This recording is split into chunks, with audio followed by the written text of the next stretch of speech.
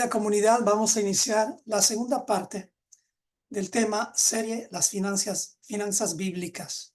Hoy estamos aprendiendo los principios del diezmo bíblico.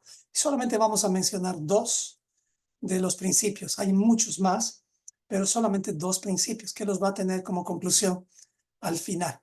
Les anticipo que este tema no es un tema para tirar piedras absolutamente a nadie, sino es un tema para abrir los ojos y tener la oportunidad de corregirnos antes de Shavuot. Uno diría, ¿por qué estamos estudiando esto antes de Shavuot? Porque Shavuot, es decir, rumbo a Shavuot, el conteo del hombre, que nos faltan nada más, desde hoy sería 7 días, 8 días estaríamos ahorita. Estamos en una preparación integral, en una especie de purificación, de examinación diariamente, creciendo, no decreciendo, para llegar a Shavuot mejor que antes. Es decir, un poquito mejor que antes. Así que por eso estamos tocando este tema como uno de los temas más difíciles y tal vez delicados que muy pocos quieren tocar. Vamos a orar. Amado Señor, me acerco a ti con humildad para pedirte tu gracia, que tú me des las palabras necesarias para esta tarde, Señor, y para que mis hermanos puedan abrir sus ojos y tal vez algunos poner un orden en su vida en este tema.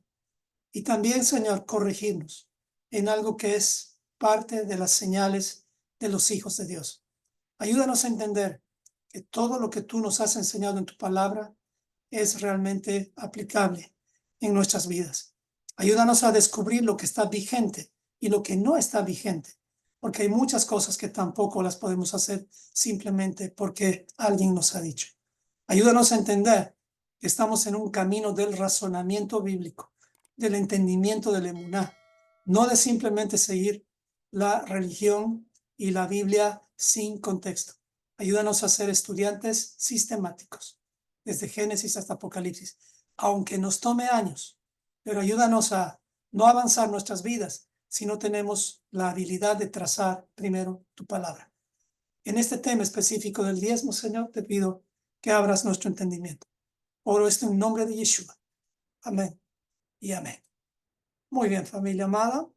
Entonces, aprendiendo los principios bíblicos del diezmo, bíblico, perdón. Entonces, habíamos hablado, como repaso rápido, que uno de los grandes problemas es el mal manejo del dinero para que se destruya una familia, una sociedad. Pero el primero siempre va a ser la mala comunicación y la infidelidad o la falta de integridad. Hemos hablado y nos vamos a enfocar solamente en el mal manejo del dinero. Les aseguro que la mayoría de nosotros no administramos bien el dinero. Tal vez unos mejor que otros, pero les aseguro que en esto sí podemos crecer. Y hay de pronto algunos de los que estamos aquí que ya tenemos más experiencia y ya hemos aprendido algunos trucos para administrar las finanzas. Eso es importante entender. Entonces, el diezmo bíblico, recuerden, es aquel que promueve la expansión del reino de Dios. Es un gobierno de Dios con Torah. Sumamente importante entender ese principio. En cambio, el diezmo no bíblico es el que promueve un gobierno de Dios sin Torah. O sea, promueve la religión, promueve todo lo que tú quieras y yo no voy a juzgar eso. Eso no es mi problema. Nada más que si tú diezmas, recuerda, diezma, ofrenda, donde se promueve la Torah, la expansión del reino. Cuando dice, mas buscad primeramente el reino de Dios y su justicia, es como decir, más conoce y promueve ese reino donde hay justicia. Y a ese reino debemos de promover. ¿Quién es el que te da la provisión? Pues la provisión o lo que tú tienes en tus manos lo da Dios. Y la palabra provisión es para la visión. La visión de Dios es promover la expansión de su reino. No hay otro reino. Tú sabes para qué Dios nos puso aquí en la tierra, recuerdan, para ser mayordomos. Esa es la función más importante de cada hijo de Dios. El Señor no quiere hijos que no sean mayordomos. El Señor prácticamente no quiere hijos que solamente sean siervos como tal. Él quiere mayordomos. Un mayordomo es mejor que un siervo, porque un mayordomo es un administrador y un mayordomo rinde cuentas. En la palabra mayordomo, ya habíamos dicho, significa aquel que está, el que es principal, el representante principal del propietario, quien es el que administra sus bienes. Entonces, ¿te imaginas esto? Nosotros somos representantes, la imagen de Dios frente a la creación. O sea que lo que hagamos o no hagamos importa. Entonces, ¿dónde encontramos la primera mención de la palabra mayordomía? Pues en Génesis, ahí dice, señorear, eso es mayordomía. Sojuzgar, eso es mayordomía. Y lo cierra con Génesis 2, donde dice, tenemos que labrar, o sea, desarrollar el máximo su potencial de la tierra, eso es mayordomía. Y guardar, cuidar, eso es mayordomía. Creo que más claro, ni el agua. Esa es nuestra función. ¿A quién le debe rendir cuentas un mayordomo? Eso es importante también. Los mayordomos rendimos cuentas. Un mayordomo no es dueño de nada. Si no entendemos ese principio, estamos en problemas. Los mayordomos rinden cuentas a Dios. Pero para no perder el enfoque y decir yo rindo cuentas a Dios, Dios nos dio un nombre específico a quien le debemos que rendir todo. Y ese es Yeshua. O sea, nosotros rendimos cuentas a Yeshua. A Yeshua. Él es el que tiene la autoridad. Recuerde eso. Rendimos cuentas a Yeshua porque Él tiene la autoridad completa. ¿Ok? ¿A quién debe rendir cuentas el mayordomo? Ya lo dijimos, a Yeshua. ¿Cuál es el gobierno de Yeshua? Habíamos hablado eso la anterior semana. El gobierno o el sacerdocio por el cual se maneja de Yeshua no es el sacerdocio levítico, porque Yeshua ni siquiera era de la tribu de Leví. Él es de la tribu de Judá. ¿Y cuál es el sacerdocio eterno al cual Yeshua pertenece? El orden de Melquisedec. Lo puedes encontrar en Hebreos 5:5 al 10. Sigo con el repaso. Así que rendimos cuentas a Yeshua. ¿Quiénes? Todos. Ahora, vamos a ir estableciendo algunos principios. El principio de la primera mención, recuerde, es la primera vez que se establece algo como fundamento para poder tener una interpretación correcta en los futuros, en las futuras interpretaciones.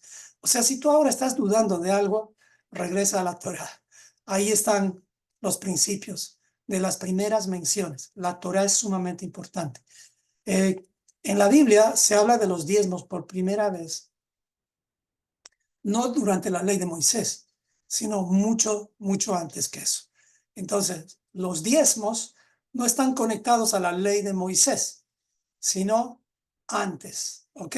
Y va a darse cuenta que ni siquiera es cuando Melquisedec apareció y Abraham le dio los diezmos de todo. En realidad también fue antes. Y se lo voy a demostrar hoy. Bueno, habíamos visto este cuadro hermoso y se los vuelvo a repetir para que podamos entender cómo es que Dios transmite su visión desde generaciones en generaciones. Pero no es que Adán tuvo solamente un hijo, que es Set. Adán tuvo a Caín y Abel, y además tuvo otros más. Pero su primogénito, el primogénito de Adán, era Set, con quien continuó la visión. Y así hay 10 generaciones hasta Noé. Y fíjense, Noé cuando viene el diluvio cuando él tiene 600 años y Noé todavía vivió 448 años, porque Noé vivió 950 años. Eso quiere decir que Noé conoció a Abraham. Eso quiere decir también que el hijo de Noé, el primogénito de Noé, Shem, también conoció a Abraham.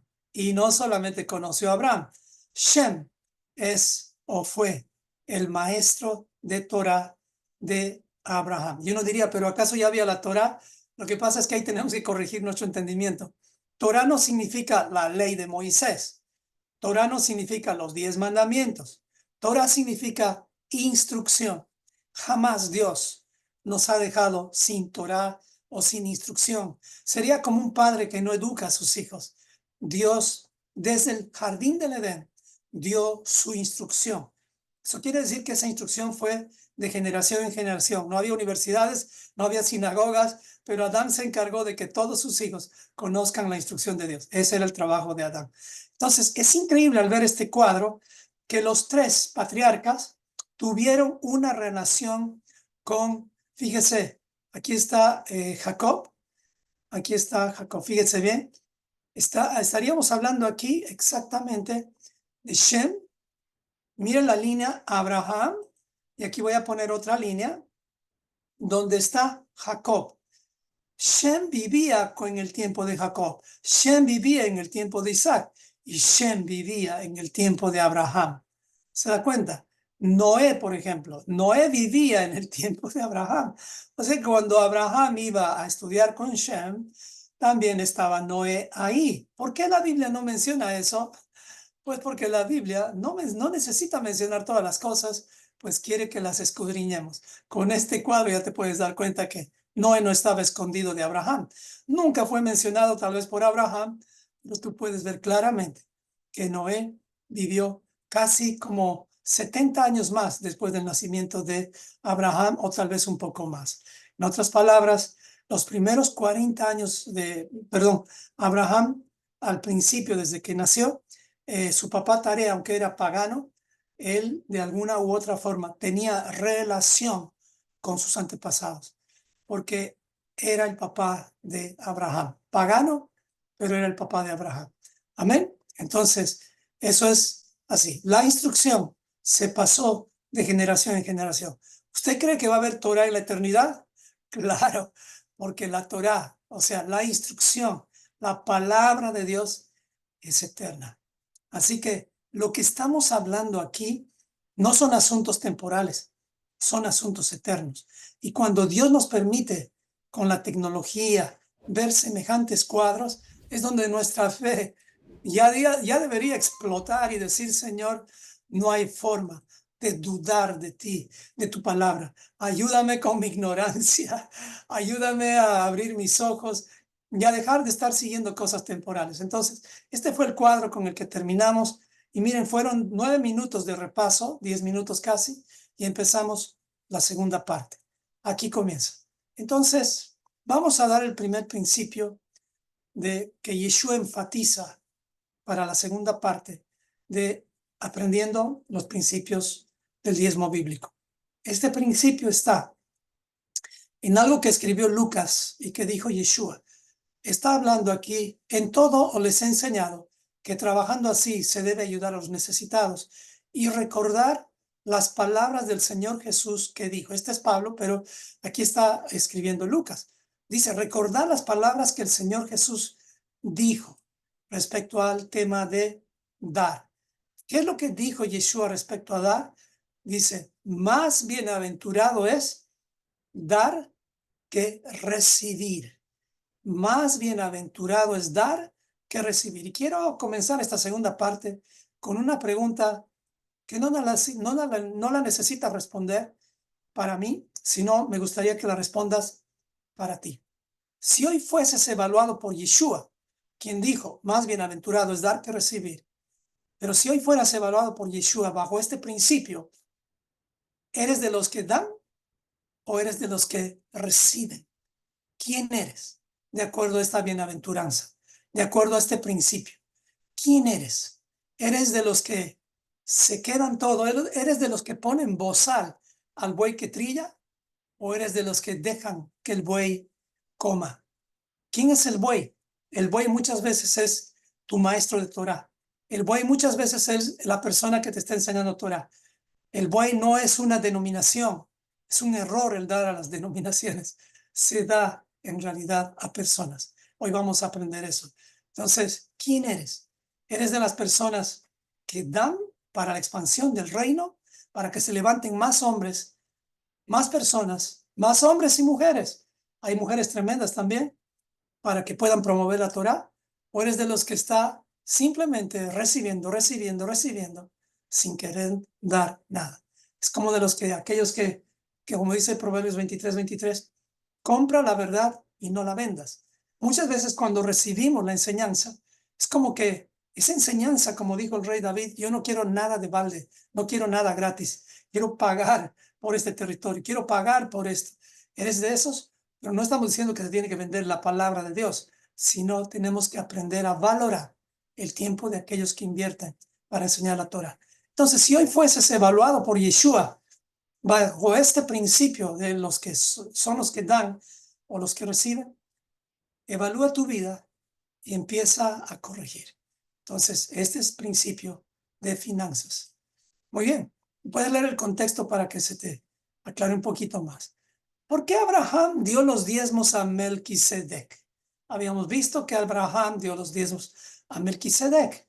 Entonces, la respuesta es porque Melquisedec era su maestro de Torah y lo vamos a demostrar. ¿Quién era Melquisedec? En un momentito vamos a hablar de él, pero les quiero mostrar un pasaje de uno de los libros perdidos, así como el libro de Enoc, que también fue perdido. Este libro se llama el libro de Jaser. El libro de Jaser es un libro que fue encontrado aproximadamente en el año 1947-48, justo cuando los rollos del Mar Muerto fueron hallados en las cuevas del Qumran. Nosotros estuvimos allá en Israel, en ese lugar. Qué impresionante. Es un lugar impresionante. Y mira lo que dice Jaser, que es un libro paralelo. Está hablando y dice Jaser capítulo 16, versículo 11 al 12. Es un libro perdido. Lo puedes encontrar en el internet, ya no está perdido. Es un rollo que no es canónico, es decir, no es parte de la Biblia, pero es un libro que te ayuda a entender muchísimo sobre la historia de los héroes bíblicos. Así que si tú un día quieres contarle a tus hijos, en vez de contarles de Spider-Man, de Superman, puedes utilizar el libro de Jaser para conocer mejor a David, a Josué y a todos los héroes de la fe, porque a eso se dedica este libro. Y bueno, Jaser dice así: y Melquisedec, estoy en esta parte aquí, déjame ver si estoy bien con el puntero, voy a aprender a usar el puntero. Aquí en esta parte, no, un ratito, vamos a usar un mejor puntero. Eso. Aquí y aquí.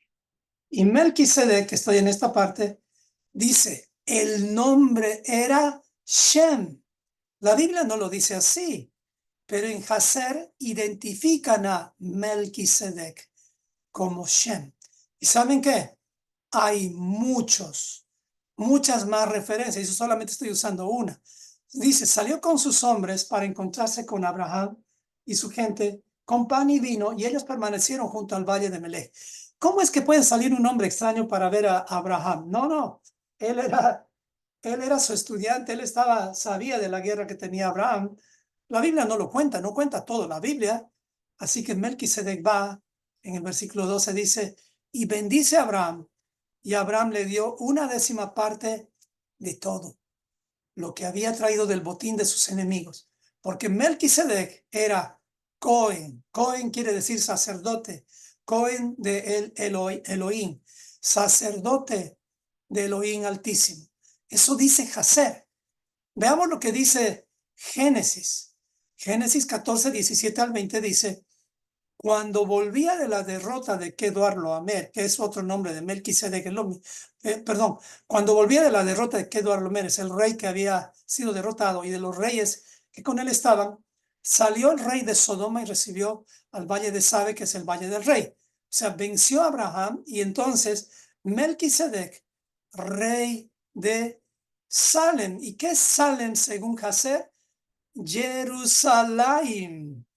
Estamos hablando de la Jerusalén inicial. Incluso antes de que le pongan nombre a Jerusalén, Abraham ya sabía de que esa era la nueva Jerusalén eterna que va a bajar durante el tiempo del Apocalipsis. ¿No les parece increíble todo esto? Entonces Melquisedec, rey de Salem y sacerdote del Dios Altísimo, sacó pan y vino, o sea, había comunión, y le bendijo diciendo, bendito sea Abraham, el Dios Altísimo, creador de los cielos y de la tierra, y bendito sea el Dios de Israel, que entregó a tus enemigos en tus manos. Y le dio a Abraham los diezmos de todo. Qué tremendo. Entonces esta referencia de Jaser, que está mencionada en el libro de Josué 10:13, como varios ya creo que lo han mencionado, es justamente un libro, es uno de los libros mencionados cuando el sol se detuvo. Lo puedes leer en Josué 10:13. Así que este no es que es un libro bíblico, no estoy diciendo que tienes que fundamentar tu fe en este libro, pero es un libro que te puede ayudar a entender mejor la historia bíblica. Así que con esto estamos demostrando que Abraham ya conocía al hijo de Noé, Shem, quien era Melquisedec, porque aprendió la instrucción de Dios con él. Entonces, la pregunta era, ¿por qué Abraham le dio los diezmos a Melquisedec?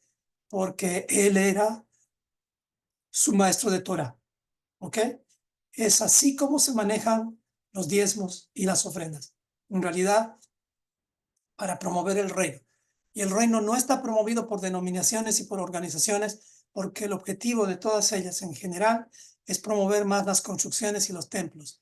El objetivo debería ser que un maestro de Torah crezca lo necesario para tener la estabilidad e inmediatamente haga que la comunidad se multiplique y empiecen a crecer y crecer y crecer, pero por medio de personas.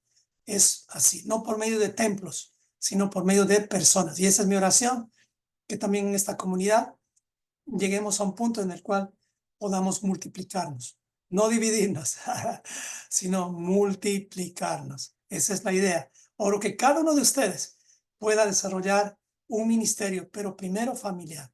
Es así como se debe comenzar. Muy bien, seguimos. Entonces, volviendo al cuadro, vamos a tocarlo ahorita el cuadro nuevamente.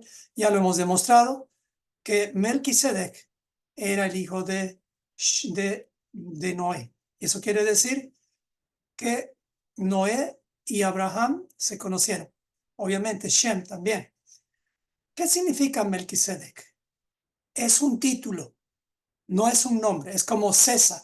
César no es un nombre, es un título. Por eso había el César XX, el César XY, etcétera, etcétera. Entonces, son títulos, no son nombres. Melquisedec significa mi rey es justo o rey de justicia.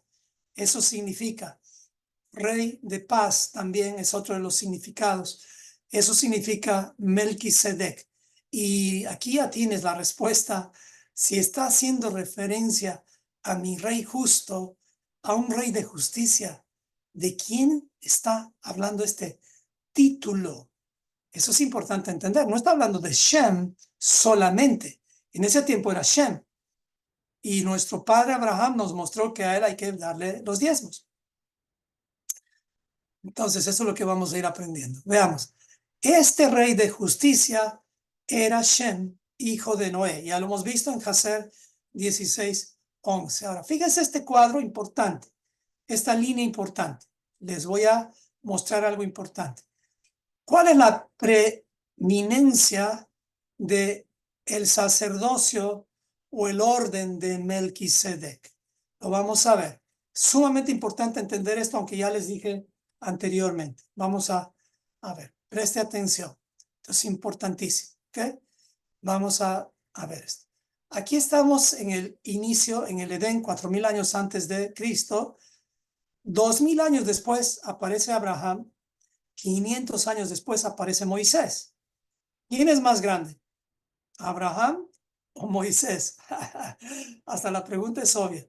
Siempre es el padre el más grande, Abraham. Por tanto, Moisés estaba dentro de Abraham, estaba en su semilla, estaba en su linaje. Abraham es más grande. Sin embargo, ustedes saben que cuando salieron de Egipto, el plan de Dios desde el principio siempre fue hacer una congregación de primogénitos. Es decir, en Egipto él dijo, los primogénitos son míos. Entonces, nuestro Padre, su plan eterno es trabajar con primogénitos, o sea, con gente apta. Parecería hay un Dios exigente, ¿no? Pero en realidad la aptitud no es una cualidad de ser como el más sabio o el más inteligente. La aptitud es una cualidad de integridad, en realidad. Tiene que ver más con la integridad que con tu habilidad. Ese es el asunto de la aptitud. La aptitud bíblica en realidad no está identificada por cuánto conocimiento tienes, sino por cuánto aplicas de ese conocimiento. Y si tú aplicas el conocimiento bíblico, de ti va a brotar la humildad y la integridad. Así que ese es el sello que tenían Abraham y Moisés. Dice de Moisés justamente, no había hombre más humilde que él. Pero el pueblo de Dios pecaron. Pero Leví, o la tribu de Aarón, se arrepintieron. Así que Dios empieza un sacerdocio levítico, el cual era temporal. ¿Cuándo inició este sacerdocio? En el momento del becerro de oro. Entonces Dios, como quería iniciar la nación, necesitaba puentes o sacerdotes. Por lo tanto, los primogénitos se habían aplazado. Así que tuvo que levantar un sacerdocio temporal en base a los levitas. Es por eso que levantó a Aarón y levantó del linaje de Aarón a los levitas. Y él puso muchas reglas ahí. Pero este sacerdocio no fue eficaz. Falló y Dios le dio punto final en el año 70. Que nunca se nos olvide eso. Muchas veces los pastores, cuando piden diezmos, dicen, nosotros somos los levitas de este tiempo. No, no hay levitas más. Los levitas, si existen, tal vez en Israel hay alguno que otro que son de la tribu de Leví, pero su sacerdocio, su ejercicio sacerdotal no es válido. Ya fue desechado o ya fue, vamos a decir, terminado. Y lo vas a ver en Hebreos 7. Bueno, entonces Dios, como sabe que esto era temporal, él obviamente siempre tiene un remanente, pero como no había remanente, o sea, había muy poco remanente, siempre hay remanente, él ha establecido una transferencia sacerdotal, como de ley sacerdotal, al sacerdocio de Melquisedec, el cual empezó antes del sacerdocio levítico. O sea, hay dos sacerdocios en la Biblia, el sacerdocio de Melquisedec, que es el sacerdocio de Shem, donde Yeshua es demostrado como rey de justicia, Isaías 32:1, y el sacerdocio levítico que ha sido de gran bendición. No es que ha sido anulado y ya no sirve más. No, no, no. Solo que ya su ejercicio está por debajo del orden de Melquisedec. Eso es importante entender. Por eso es que es necesario estudiar el templo. No estoy diciendo que no estudiemos el templo, porque en el templo están escondidas las formas de cómo debemos acercarnos a Dios. En cambio, Melquisedec no te muestra eso. Así que no vayan a desechar el sacerdocio levítico y decir, no, ya no sirve. No, no sirve para pedir ofrendas y diezmos. No sirve para promover muchas cosas, pero sí sirve para comportarnos mejor, porque los levitas han hecho un trabajo impresionante hasta este tiempo. El tema de que fueron reemplazados no quiere decir que fueron eliminados. Todavía, por ejemplo, ¿cuándo fueron dadas las leyes, las festividades? En el sacerdocio levítico. ¿Quiénes nos enseñaron a guardar las festividades? Los levitas. Así que vamos a respetar a los levitas y también honrarlos. Pero cuando se trata de ejercer nuestra mayordomía, no lo hacemos en base al sacerdocio levítico. Ahí terminaríamos como saduceos y fariseos. Lo hacemos en base al sacerdocio de Melquisedec para terminar como Yeshua, como el carácter de Yeshua. Así que este sacerdocio levítico, aunque ya no está en funcionamiento porque ha habido una transferencia, ha servido para saber cómo comportarnos. Son como los abuelos que nos han mostrado cómo deberíamos comportarnos delante de Dios. Pues quiero que vea esto. ¿Pero acaso el sacerdocio en Melquisedec comenzó con Abraham? Pues no, porque este es un sacerdocio eterno. Hay una diferencia entre la palabra eterno e inmortal. Un inmortal tiene principio y no tiene fin. En cambio, lo eterno no tiene principio ni fin. Eso quiere decir que el sacerdocio levítico fue antes. O sea, Yeshua es nuestro sacerdote eterno. Por lo tanto, siempre ha habido un sacerdocio. Es decir, un intermediario dentro del reino de Dios para administrar el universo, la creación y todo lo que usted se puede imaginar que Dios ha hecho para gloria de Él mismo. ¿Ok? Ahora, veamos, ¿dónde está justificado todo esto? Pues en Hebreos 7, 17 al 21. No voy a leer todo. Si tú quieres leerlo, puedes leer todo el capítulo 7, te habla muchísimo de esto, pero nada más voy a leer para que entendamos unos cuantos pasajes. Dice Hebreos 7, 17 al 21. Pues se da testimonio de él, de Melquisedec, y está refiriéndose a Yeshua, Tú eres sacerdote para siempre según el orden de Melquisedec. ¿A quién le está hablando? A Yeshua. Queda pues abrogado el mandamiento anterior a causa de su debilidad e ineficacia, pues nada perfeccionó la ley. ¿Qué ley? Estamos hablando de la ley sacerdotal, pero no estamos eliminando la ley como tal, y de la introducción de una mejor esperanza, por lo cual nos acercamos a Dios, y esto no fue hecho sin juramento, dice, porque los otros ciertamente sin juramento fueron hechos sacerdotes. Estamos hablando de los levitas, pero este con el juramento del que le dije, juro el Señor y no se arrepentirá. Tú eres para siempre. Tú eres sacerdote para siempre, según el orden de Melquisedec. Versículo 22, ¿de quién está hablando? Por tanto, Yeshua es hecho fiador de un mejor pacto. O sea que ahora el concepto de pecado, el concepto incluso de las festividades, el concepto de cómo debemos acercarnos a nuestro Dios, todo eso debe estar fundamentado en lo que dice nuestro Melquisedec, nuestro rey de justicia, y a lo que él le llama pecado, a eso nosotros deberíamos de llamarle pecado. Y si Yeshua viene y dice, él no ha venido a anular la ley de Moisés, ¿quiénes somos nosotros, especialmente los pastores, que hemos dicho que no, ya no podemos guardar la ley de Moisés? Porque eso era del Antiguo Testamento. Dios nos libre a los pastores de hablar semejantes barbaridades. Yo lo hice, sigo arrepintiéndome por eso. Así que tengamos cuidado. Ahora, cuando hablamos de pastores, también hablamos de los padres. Tú como papá eres el primero, deberías ser el primero en transmitir a tus hijos que la ley del Señor no está eliminada, sino está vigente. Es verdad, hay muchos mandamientos que no están aplicables porque no hay el templo, por ejemplo, pero hay muchos mandamientos que sí están aplicables. De hecho, que los 10 mandamientos completitos están aplicables. Así que no vaya a eliminar el cuarto mandamiento creyendo a los teólogos baratos y tristemente ignorantes que tildan de judaizante a cualquiera que menciona la ley del Señor. Entonces, tengamos cuidado de seguir a esos maestros de los cuales yo era uno. Nada más que, como les dije hoy en la mañana, más del 95% del pueblo de Dios, como tiene un gran problema que le lleva a la tibieza, y es la pereza. No dije Teresa, sino pereza de perezoso para estudiar la Escritura. Si tenemos ese problema, nunca vamos a poder entender el plan de Dios. Ahora uno diría, ¿y qué hay con los ciegos? ¿Qué hay con las personas dementes? Bueno, los ciegos ya tienen braille, la Biblia en braille, y hay muchas personas que pueden estudiar siendo ciegos, incluso siendo sordos, pero no hay excusas, mis amados hermanos. Tal vez solamente los que han perdido la cabeza, es decir, los que están dementes, son los únicos que tienen excusa, pero tendrías que haber nacido así.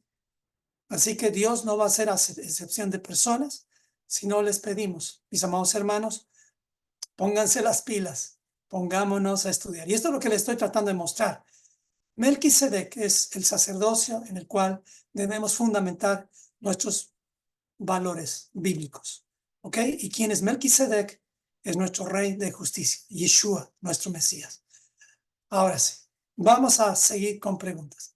¿Quién fue la primera persona que le dio ofrendas a Dios? A ver, respuestas en el chat. ¿Quién fue la primera persona que le dio ofrendas a Dios? O si quiere, las primeras personas. A ver, estudiantes de la Biblia. ¿Quién fue la primera persona que le dio ofrendas a Dios? ¿Quién acertó? ¡Wow! Acertó solo uno ahorita. Solo uno. No voy a decir el nombre todavía, pero solo uno acertó. ¿Quién fue la primera persona que le dio ofrendas a Dios? Ahí está. La respuesta es Adán. Adán. Claro. El primer hombre fue quien dio la primera ofrenda a Dios. Uno diría, pero ¿dónde está registrado en la Biblia? Pues en la Biblia hay un principio. Primero, el principio es que los papás enseñan a los hijos. La primera persona fue Adán, quien enseñó a sus hijos a hacer lo mismo. ¿Cómo es que Caín y Abel sabían que hay que ofrendar? Pues su padre les tuvo que enseñar. Por lo tanto, ¿quién fue la primera que dio ofrendas a Dios? Adán, Adán y Eva. Eso es más claro, porque el principio bíblico es que los padres tienen que enseñar a sus hijos. A Caín y Abel no aprendieron eso naciendo. Recuerden, después del pecado ya nacemos con mucha necesidad de que los padres nos corrijan. Así que Adán, claro que sí. No vaya a creer que Adán no era vamos a decir, el que no sacrificó corderos al Señor. Adán, estoy seguro que fue uno de los primeros, obviamente, primero fue Dios en sacrificar corderos, porque Adán entendió el principio. Usted sabe que Adán al final se arrepintió, por eso es que hay primogénitos. Si Adán no se hubiera arrepentido, no habrían primogénitos de Adán. ¿Me explico? Vamos a conocer a Adán y Eva. ¡Qué bendición! Y aconteció, Génesis 4, 3 al 4, dice, y aconteció andando el tiempo que Caín trajo el fruto de la tierra, una ofrenda a Dios, y Abel trajo también de los primogénitos de sus ovejas, de lo más gordo de ellas. Por lo tanto, Caín y Abel no fueron los primeros en dar la ofrenda a Dios, sino su padre. ¿Ok? Eso es importante entender. Los hijos hacen lo que los padres hacen. ¿Me explico? Así que más nos vale, padres, enseñar a nuestros hijos a diezmar, a ofrendar, porque si no, ellos no lo van a aprender de la calle, no lo van a aprender de cualquier persona. La responsabilidad siempre es de los padres. Así que padres, tomemos nuestro lugar. Tomemos nuestro lugar. Nuestra función es ser la imagen de Dios, primero para nuestros hijos, no para las personas que no son nuestros cercanos. Así que esa es la labor de un padre, la labor de un pastor. Qué interesante la Biblia cuando la vemos en contexto, ¿no? Así que, ¿cómo sabían Caín y Abel que había que dar ofrendas? Pues la respuesta es muy fácil. Y con este ejemplo te puedes dar cuenta. Este ejemplo bíblico, este ejemplo de la posta, es el ejemplo más bíblico que puedes ver. Lo puedes encontrar en Deuteronomio 6, donde dice que los padres deben repetir a sus hijos. ¿Qué? Lo que Dios ha dicho. Y Dios ha dicho a Adán muchas instrucciones. Dentro de eso, las ofrendas por el pecado. Entonces, Adán, que es esta mano grande, le dio a Caín, aunque no estuvo bien en esa clase Caín, le dio la posta. Y luego le dio la misma posta a Abel. Abel sí aprendió la clase, por eso llevó los primogénitos. Pero aún Dios, como sabía que los dos estuvieron en clases con Adán, le dio la oportunidad a Caín. Pero Caín decidió por su camino. Y es ahí donde tú y yo también decidimos nuestro camino. Así que su padre Adán enseñó. Y esa es la misión de generación en generación hasta nuestros días. Amén. Entonces, esa fue la primera persona. Adán, recuerde, era el primer mayordomo, el primer administrador, el primero en rendir cuentas. Cuando tú das una ofrenda, y Dios le puso medida a la ofrenda, al diezmo, le estás diciendo a Dios, Señor, aquí te doy la décima parte. La décima parte es como una medida, es como un título. Y ahí Dios ve que lo que te queda, ese 90%, te va a alcanzar para vivir. Y saben que si no Dios dice, Él te va a dar más. Por eso es importante entender que los principios de Dios son válidos por la eternidad. Y el principio del diezmo es un principio eterno. ¿Usted sabía que durante la eternidad vamos a seguir diezmando? Claro, ¿qué es el diezmo? El diezmo es un tributo que dan los mayordomos. ¿Cuál era el plan de Dios para Adán? Que sea un mayordomo. Y mayordomo igual rendir cuentas igual dar diezmos. Por lo tanto, el diezmo no es algo pesado, es un privilegio que dan los hijos en su reino, en el reino de Dios. Así que en la eternidad va a haber diezmos. Va a haber diezmos porque Dios hizo los mayordomos antes del pecado. Antes del pecado. Así que no hay un registro de que diga que se dio diezmos durante el Edén, pero el hecho solamente de entender que la palabra mayordomo es administrador y Dios es un Dios de orden, no vayamos a pensar que Él simplemente pone un jardín y no quiere ver el fruto. Eso sería tener un Dios irresponsable. Dios va a exigir siempre, aún los intereses de un dinero que tienes temor de invertir. Dice, es mejor ponerlo en el banco. ¿Y qué te da el banco? El banco no te da ni el 1% al año. Pero Dios dice, es mejor que nada. Es mejor que estés tirando tu plata ahí por cobarde, por miedoso, pensando que ya no te va a alcanzar para mañana. No podemos vivir así. Tenemos que vivir libres, sabiendo que quien nos sustenta es Dios. No es tu trabajo, no es tu profesión, ni siquiera es tu marido para las mujeres y ni siquiera es tu esposo para los hombres. Digo para las mujeres. Bueno, al revés, me confundí ya. Pero no es tu trabajo quien te está proveyendo, es Dios. Bueno, hay otros que dicen como excusa también, bueno, como ya no hay levitas, no hay por qué dar diezmos. No, no, no, no, no es así. Los diezmos no se dan porque se diezma a los levitas, porque no se diezma a los levitas. Eso no es cierto. Se diezma a Dios. Obviamente llegaba en ese tiempo a los levitas, pero en realidad se diezma a Dios. Levítico 27:30 dice, y el diezmo de la tierra, así de la simiente de la tierra como el fruto de los árboles, de Dios es cosa dedicada a Dios. No dice dedicada a los levitas, y no lo dice en un solo lugar, lo dice en varios lugares. Los levitas fueron solamente puentes temporales. Dios es eterno y Él es el dueño de todo lo que administramos. Solo a Él rendimos tributo por medio de sus puentes vigentes. Y sus puentes vigentes tienen que ver ahora con todos aquellos que promueven la Torá de Yeshua. Además, si fuese así, tampoco deberíamos celebrar las fiestas. Imagínense, ya no hay levitas, por lo tanto, no deberíamos estar celebrando Shavuot, Pesach, etcétera, etcétera. Pero es raro que muchos ponen como excusa esto. Así que ni siquiera deberíamos estudiar la Torá, porque, o sea, la Torá de Moisés, porque eso fue dado durante el sacerdocio levítico. Todo esto fue bajo el sacerdocio levítico. Entonces sería absurdo poner esta excusa. Y de verdad les digo, espero no que esto no sea una piedra para ti, pero esto es lo que ha pasado y lo que pasa.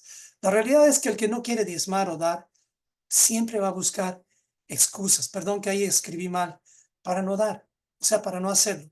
En cambio, el que quiere, escuche bien esto, aprender a diezmar o aprender a dar, va a organizar su vida, porque el diezmo es parte de una organización para aprender a hacerlo. El diezmo es un privilegio de los mayordomos. Se da diezmo, o sea, en realidad los que tienen trabajo dan diezmo, los que tienen empleo dan diezmo. ¿Por qué? El que tiene empleo en el reino es un mayordomo. No estoy hablando de un empleo, es decir, terrenal como tal. Ya el Señor, cuando te ve de empleado, no te ve empleado de tu empresa. Él te ve como un empleado de su reino que va a trabajar a esa empresa o a ese negocio. No sé si se entiende lo que estoy tratando de decir. O sea, tú no eres ese odontólogo, tú no eres ese doctor, tú no eres ese médico como primera identidad. Tú eres un hijo de Dios, un mayordomo que hace la función de médico, de doctor, de odontólogo o de lo que hagas. Dios no te está viendo como médico, no te está viendo como ese hombre que tiene tanto dinero. Él te está viendo como un hijo que debe aprender a administrar lo que tiene en sus manos. Eso es lo que ve Dios en nosotros. Así que saquemos las excusas y empecemos a obedecer a nuestro Dios. Él es el que provee al final. Vamos con otra pregunta. A ver, respuestas aquí son necesarias. ¿Cuál es el pasaje más usado para pedir diezmos? A ver, ¿quién puede poner en el chat el pasaje o los pasajes más usados para pedir diezmos? ¿Cuáles? ¿Cuáles son? A ver si ya. Ahí está, Malaquías 3. Todo Malaquías 3 vas a escuchar, yo lo decía, en la mayoría de las iglesias se utiliza Malaquías 3:10 específicamente para decir a las personas que debemos diezmar, del 3:10 al 11 específicamente. Y nada que ver, eso, eso no es el versículo que debemos de dar. Malaquías 3:10 desde el 8 al 10. ¿Robará el hombre a Dios? Esto se refiere a otra cosa. Se está refiriendo al sacerdocio levítico. Cuando alguien te diga, ahora que entiendes, que estás robando a Dios y todo eso, sí es verdad que no dar diezmos es robar a Dios. Sí es verdad que el Señor quiere alimento en su casa. pero este no es el pasaje, vamos a decir, que se debe de usar, porque está basado en el templo.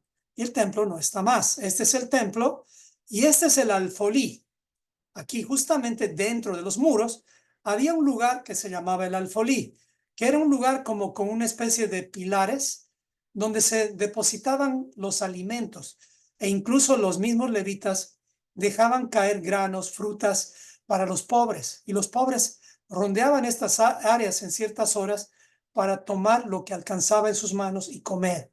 Entonces, esto se hacía parte de los almacenes del templo. Entonces, cuando está hablando de Malaquías, está hablando del segundo templo, cuando la gente no estaba haciendo eso, pero este no es un pasaje aplicable. El diezmo está vigente, pero este no es un pasaje aplicable.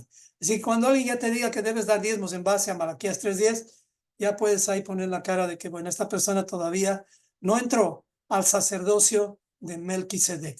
Todavía está en el sacerdocio que ya no está vigente. Sin embargo, ya saben, no es que está anulado, no es que no podemos aprender de eso, pero ya no es aplicable. ¿Ok?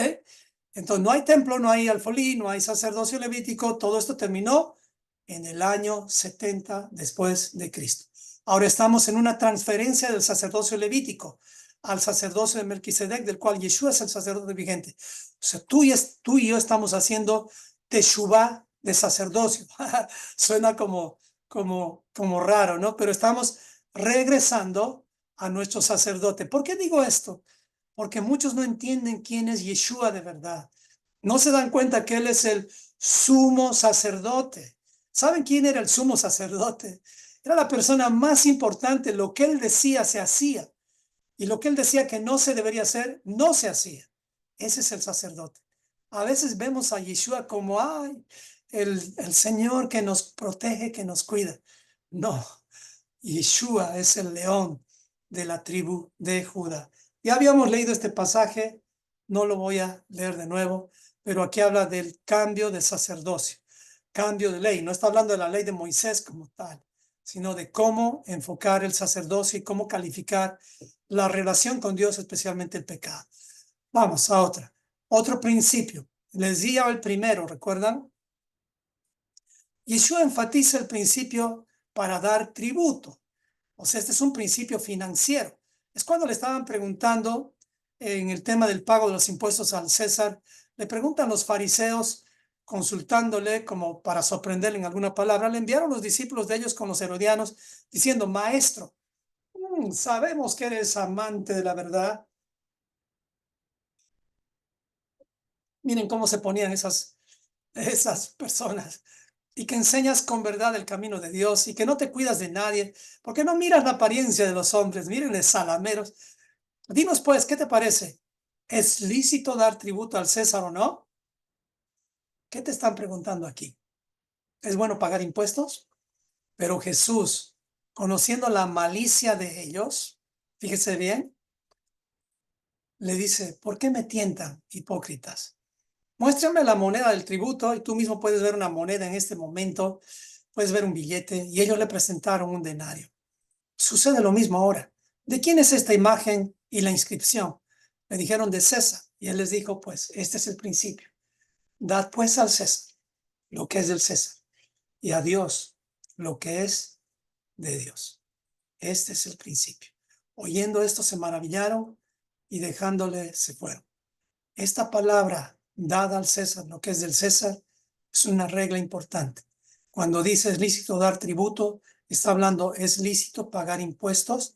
Ahora, esta palabra tributo no solamente significa tributo como tal, tributo es ofrecer o manifestar agradecimiento, veneración o admiración al reino al cual estás perteneciendo. Sin embargo, como no somos de este mundo, no tienes otra opción. Impuestos internos de tu país va a venir y te va a pedir los impuestos. Todos pagamos impuestos de nuestras casas. Si no los pagamos, el César va a venir y te va a quitar tu casa. ¿Explico? Pero ¿acaso ahí acaba el principio? No. Dice, a Dios lo que es de Dios. Por eso la palabra tributo también significa impuesto, tributación, gravamen, contribución, carga, imposición, gabela, arbitrio, cuota, tasa, arancel, derrama y diezmo.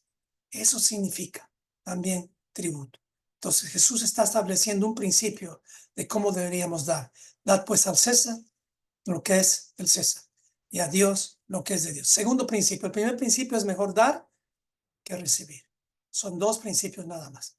Vamos a la siguiente pregunta. ¿Cuántos tipos de diezmos menciona la Biblia? Y con esto terminamos. A ver, ¿alguien ya sabe cuántos tipos de diezmos menciona la Biblia? La gente que de pronto sabe solo de uno va a decir, "Bah, con uno estoy batallando", y ahora vienen y me van a decir que hay más de uno. Y no se asuste porque no va a cambiar mucho su mayordomía. Lo que va a cambiar es su administración. Eso es lo que va a cambiar. ¿Me explico? Espero que cambie esto.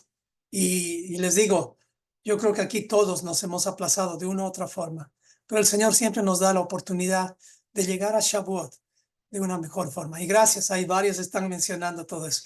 ¿Cuántos tipos de diezmo menciona la Biblia? En realidad son más de tres, hay un cuarto que es el diezmo arónico más, pero no lo vamos a mencionar, pero esencialmente son tres, como casi todos lo dijeron.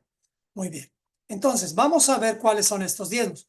Primer diezmo, segundo diezmo y tercer diezmo. Oh, ya estamos en líos. No se vaya todavía, por favor. El primer diezmo. ¿Qué es el primer diezmo? ¿Cuál es el primer diezmo? El primer diezmo se llama en hebreo Maser Rishon, que significa diezmo del Señor. Está en Deuteronomio y por el tiempo no voy a leer, tú puedes después buscar Deuteronomio 14:22, Génesis 14:20, Hebreos 7:6 y muchos más pasajes te hablan que hay que diezmar. Melquisedec, Génesis 15 también dice, este diezmo lo daban a Melquisedec, Abraham lo dio. ¿Qué hacemos ahora con este diezmo? Lo damos a tu maestro que estudia la Torah de Yeshua en tu comunidad. Que ahora van a pensar que yo les estoy pidiendo los diezmos. No, así como Pablo dijo cuando estaba en Corinto. Miren, hermanos, con sus diezmos, ofrendas o sin sus diezmos y ofrendas, yo he servido al Señor por más de 30 años. Y en estos últimos 4 años, que han sido tal vez los tiempos más difíciles, en cierta forma pensé que iban a ser los tiempos más difíciles económicamente, porque antes de entrar a la Torah, tuve que renunciar a un salario. Me explicó un salario por el cual había luchado muchísimos años. Pero al abrir mis ojos me di cuenta que no era el camino. Entonces renuncié a un salario. Entonces el Señor de una u otra forma, con algunos fieles, increíble, se levantaron unos poquitos fieles y empezaron a apoyar. Yo dije, esto es un milagro de Dios. No podía creer. Y de verdad, y no quiero mencionar el nombre de esos fieles, pero que Dios bendiga sus vidas. Y eso me ayudó un poquito a avanzar. Y ahora les diré, sí, yo recibo diezmos, ofrendas de las personas de la comunidad. Y si les puedo decir, viviendo en Estados Unidos y con la vida que está llevando de enfermedad, del 100% de todo lo que necesito, tal vez lo que recibo es como, diría, un 25% de lo que podrían cubrir mis gastos.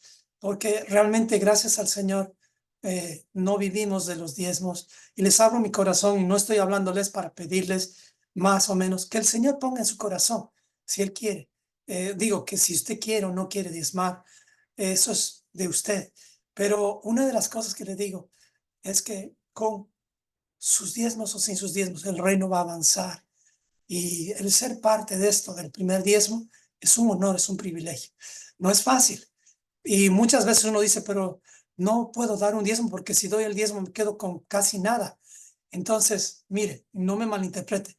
El tema no es el diezmo como 10%. El tema es el hábito de dar. Por eso los dos principios que le puse tienen que ver con el dar.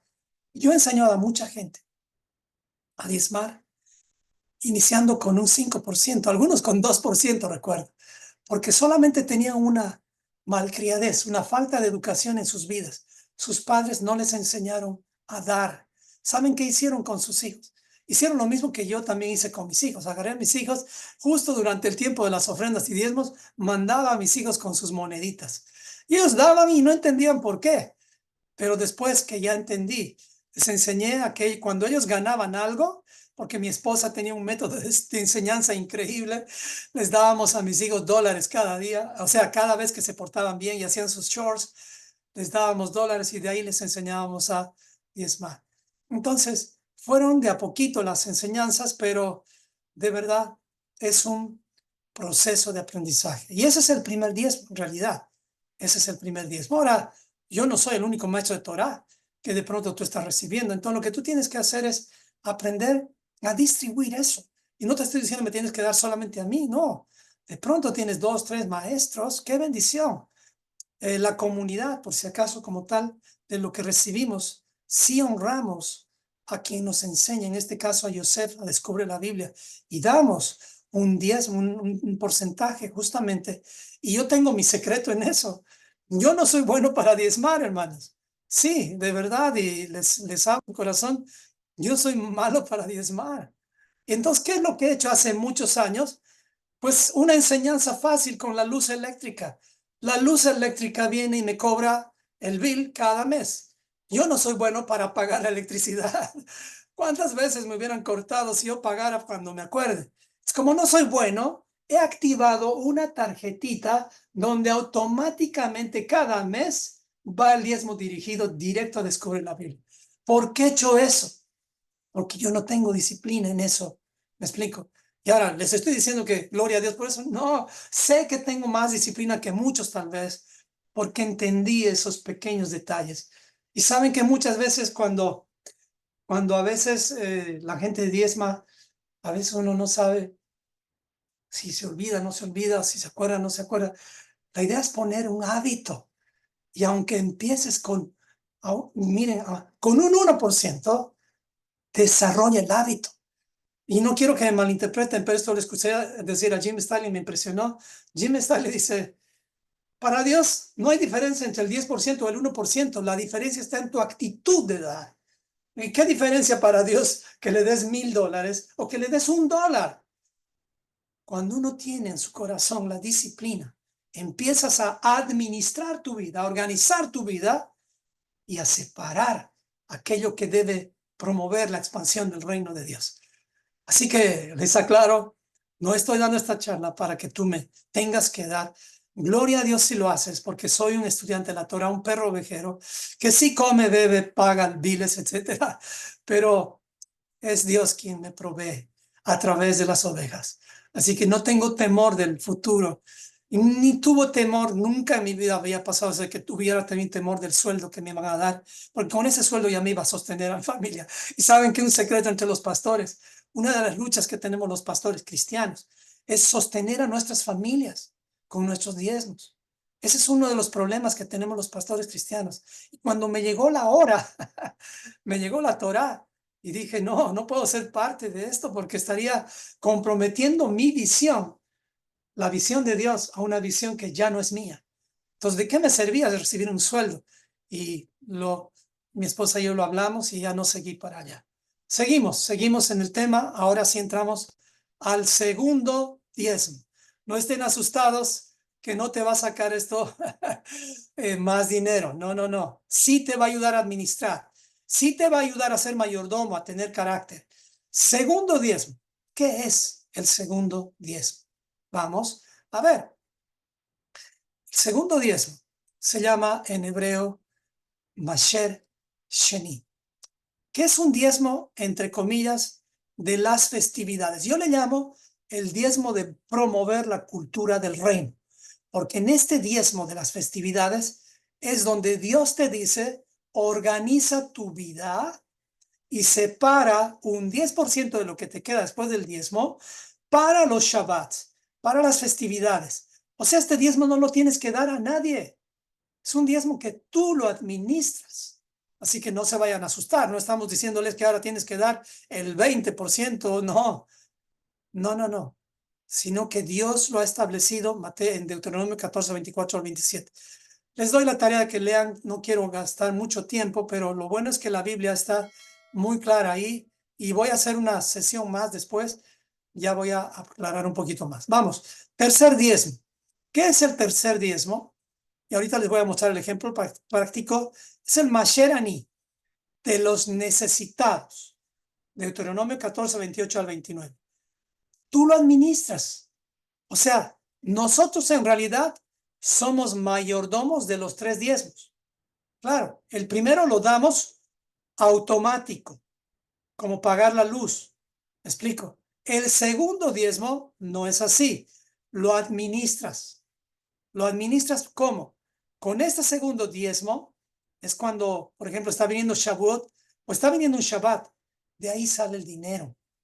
Tú tienes esa reserva. Dios quiere que no estés preocupado por cómo vas a hacer tu Shabbat. De ahí sale. Dios mismo lo está pagando.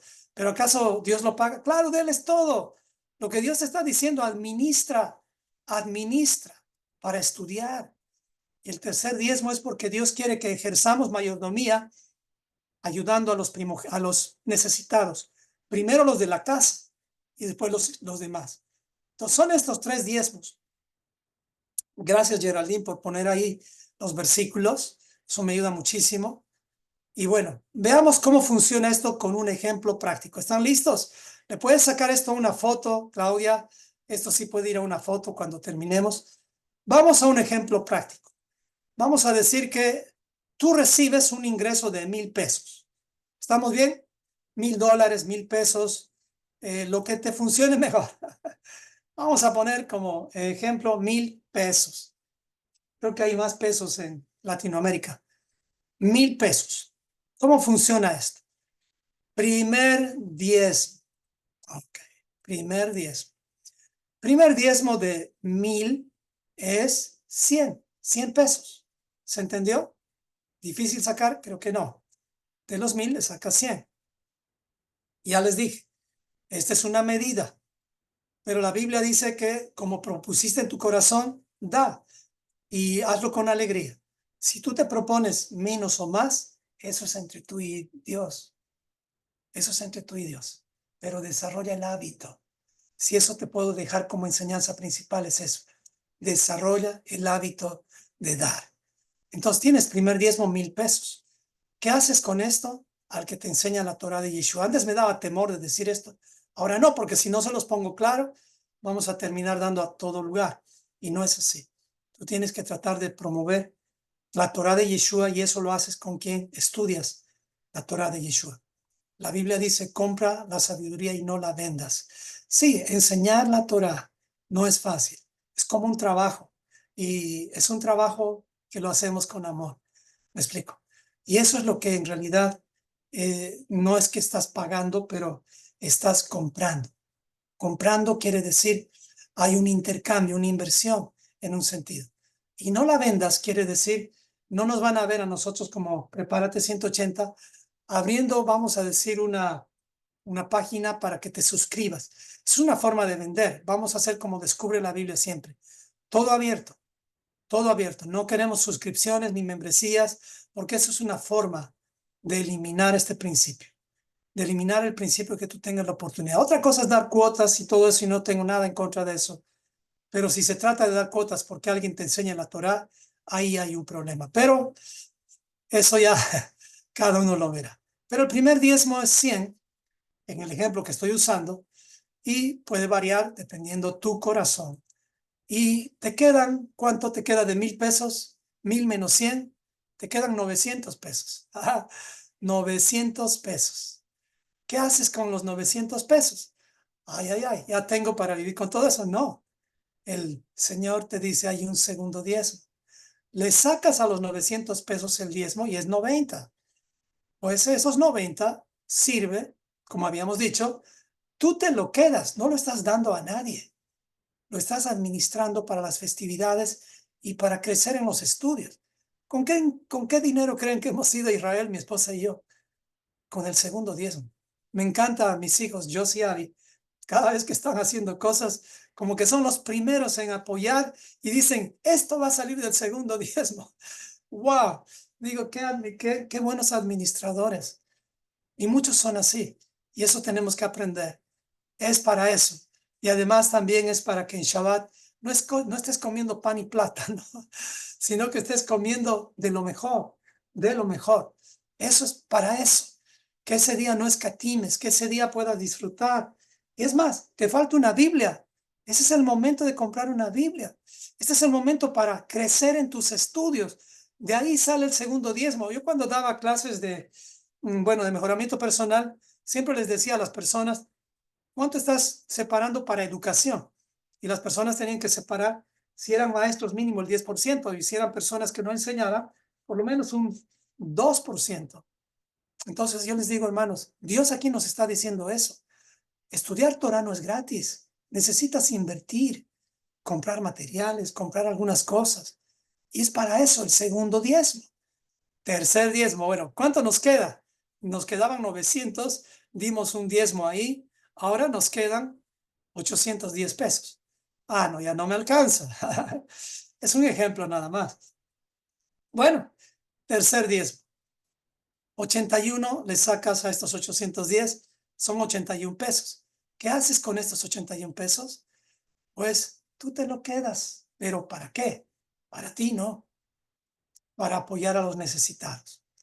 ¿Cuántos necesitados hay que son viudas, pobres, huérfanos, etcétera, etcétera? Recuerdo que hace un tiempo también mis hijos les di una idea de, acá en Estados Unidos también hay pobres y hemos hecho unas cajas donde teníamos bolsitas con aguas.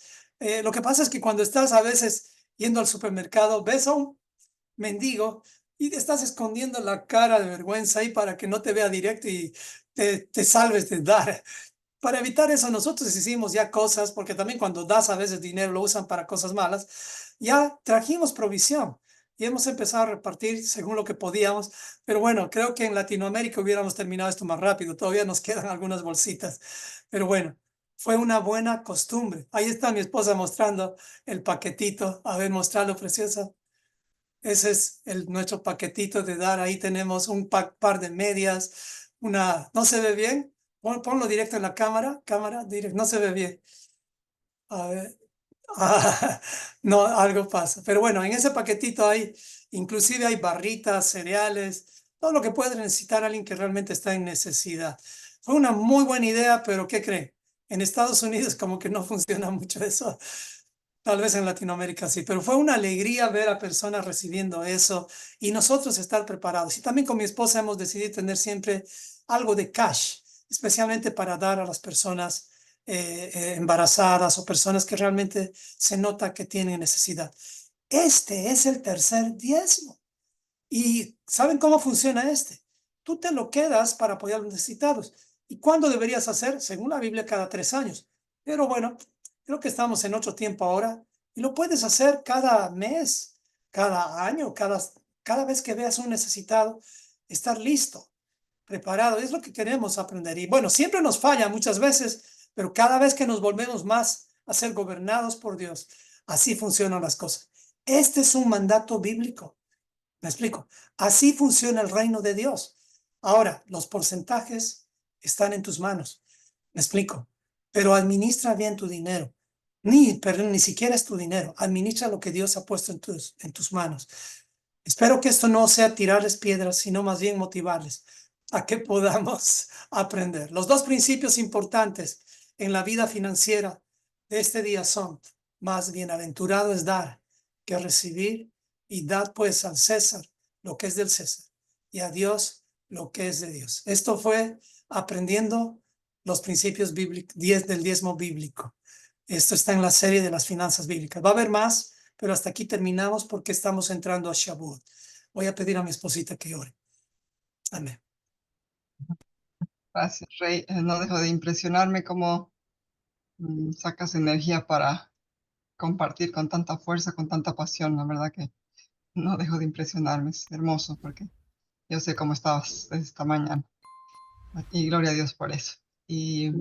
bueno, Gloria a Dios. pues, yo aprendo un montón de nuestros hijos. Mis hijos son preciosos cómo administran y me enseñan mucho, ¿no? Ellos tienen una cuenta separada para hacer sus compras de Shabbat o de las fiestas. Entonces, es algo que quiero implementar en nuestra familia también, porque a veces se mezcla todo. Entonces, bueno, estar bien organizado, bien preparado.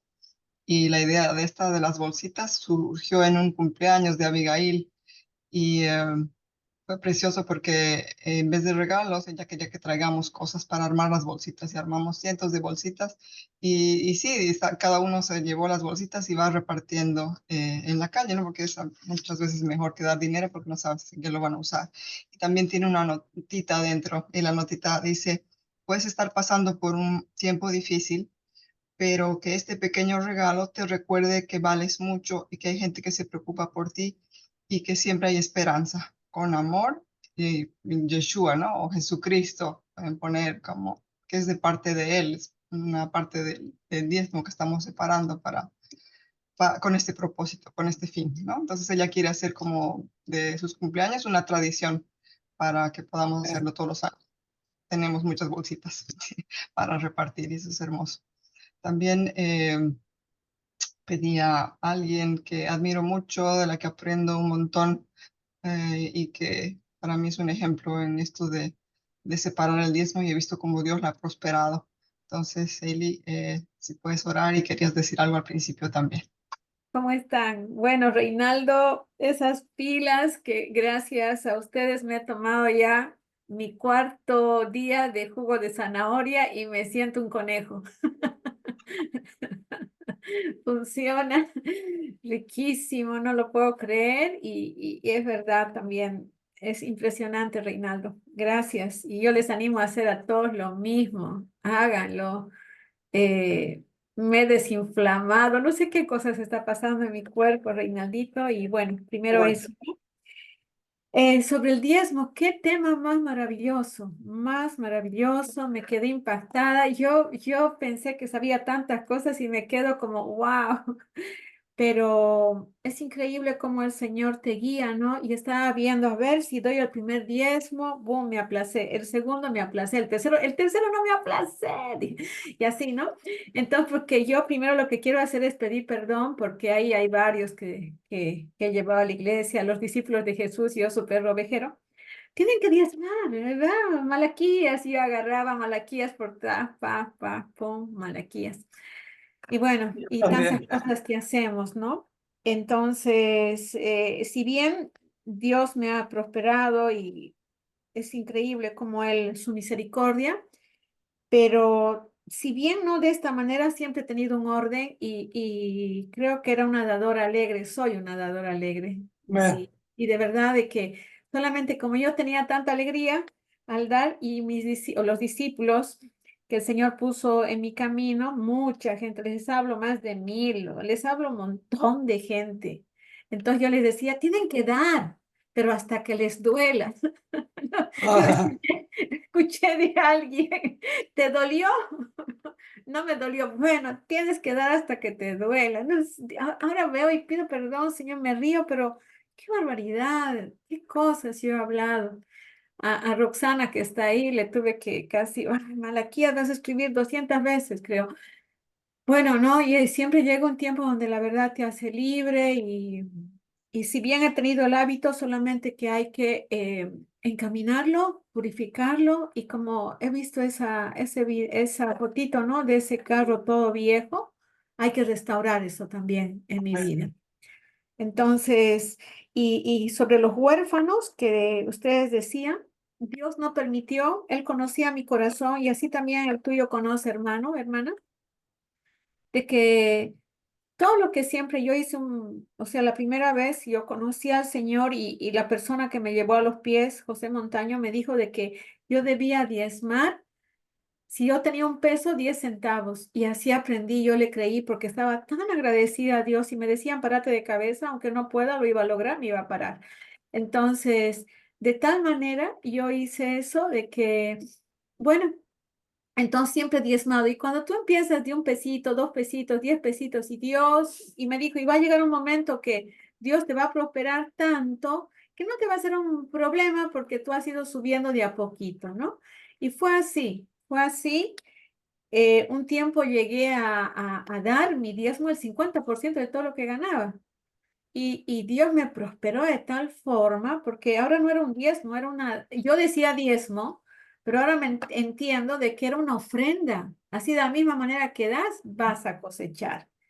Y a mí me encanta, qué raro que yo diga esto, ¿no? Como quien diría, me encanta ayunar, pero me gusta dar, estoy dispuesta.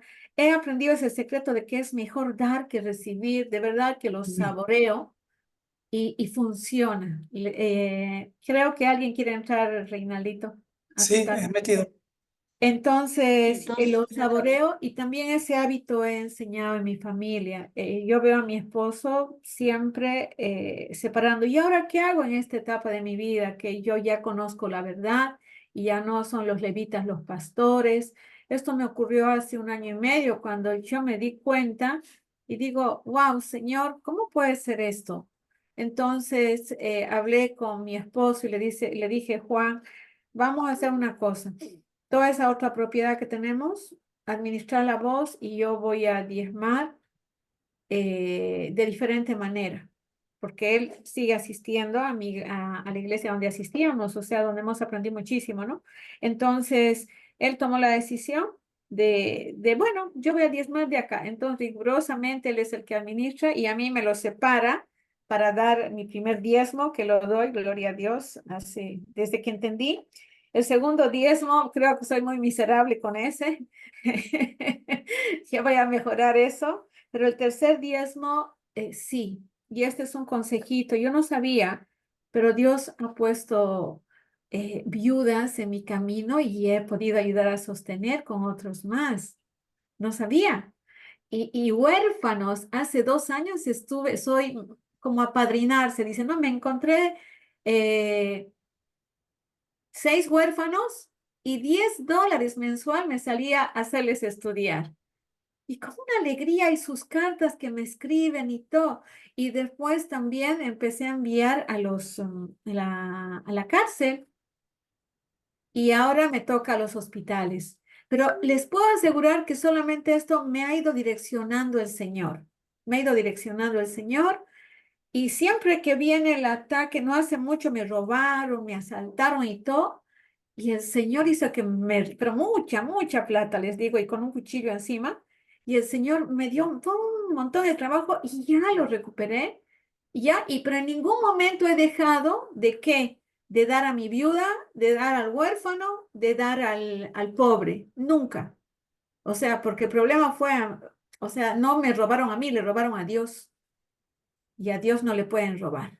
Y Él, cuando tú tomas esa actitud, Él no sé, él no te va a bendecir con plata, pero te da pacientes, te da cosas y los precios bajaron acá, todo subió en la Argentina, pero muchas empresas se estaban yendo, me entregaron cajas de implantes, pero ni cuando tenía plata yo podría comprar con ese precio. Tú toma 20 implantes, ¿en serio? Me lo das, se han ido. Y yo, wow, esa es la bendición del Señor también, ¿no? Entonces, cuando tú Amén. tienes un hábito, el Señor realmente sabe, porque te va a confiar, no porque eres el más lindo, este va a administrar bien. ¿Para qué le voy a seguir dando al otro si tiene miedo de invertir en el reino, no? Ahora voy a invertir mejor. No, el primer día me estaba invirtiendo recontra mal.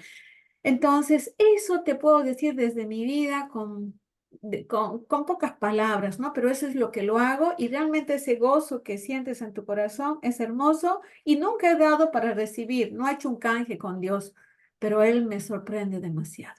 Gloria a Pensé que de Dios. este asalto, no sé en qué tiempo iba a salir, ya me falta poquito, yo creo que el lunes ya salgo. Ajá. Igual que con Amén. Reinaldo, vamos a salir de esta. Y también entiendo, Amén. Reinaldo, de que Dios está probando nuestro corazón. Y como Sí. decía esta mañana, y si hay todavía iniquidad o algo torcido en mi corazón que debe haber, ayúdame a entender y limpiarlo, Señor. Qué lindo Amén. que Él nos limpia, ¿no? Entonces vamos a orar. Solamente te quise compartir esto y que el Señor te haga un dador alegre. ¿Qué vas a experimentar? Hacer ese ejercicio. De esa manera yo siempre decía, voy a destruir a la avaricia en mi vida dando.